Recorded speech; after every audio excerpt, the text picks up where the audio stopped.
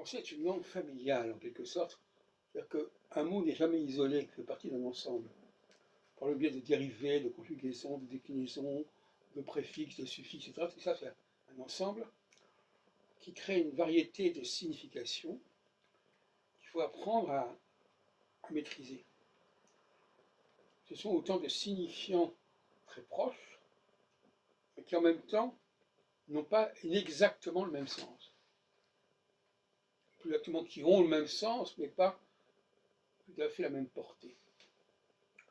Alors, je reviens à ce qu'on se dit tout à l'heure à propos de dualité du français et le fait que cette dualité disparaisse en anglais.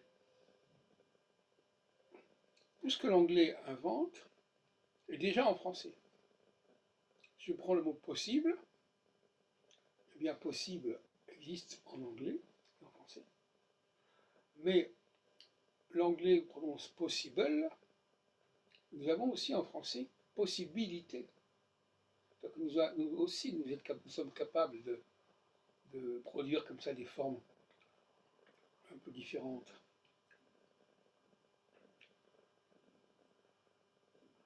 Noble donne nobilité.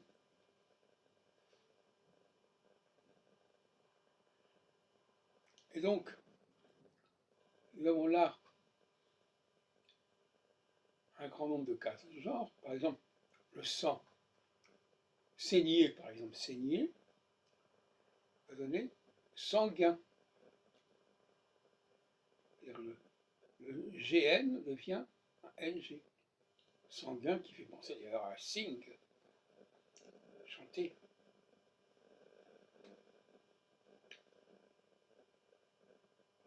Il faut toujours partir de la forme la plus difficile à prononcer. Saigner, le mieux de saigner n'est pas facile pour un étranger. Il va transformer ce mieux en une sorte de diphtongue. Je saigne, j'ai du sang. Un signe,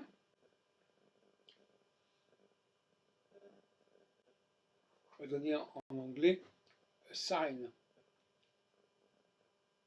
Le G va disparaître. De manière générale, l'anglais est très mal à l'aise par rapport à la forme GN, très courante en espagnol avec le tilde. España. Justement, l'anglais ne rend pas España, il dit Spain. Donc le G disparaît. Voilà encore, ça fait partie des lettres mystérieuses du français. Le G, le GN. C'est insupportable.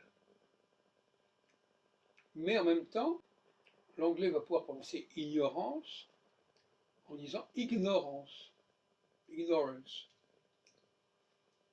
Donc là, il va pouvoir prononcer le mieux, mais ça ne sera pas un mieux, ce sera un gne. Ça sera tout à fait différent.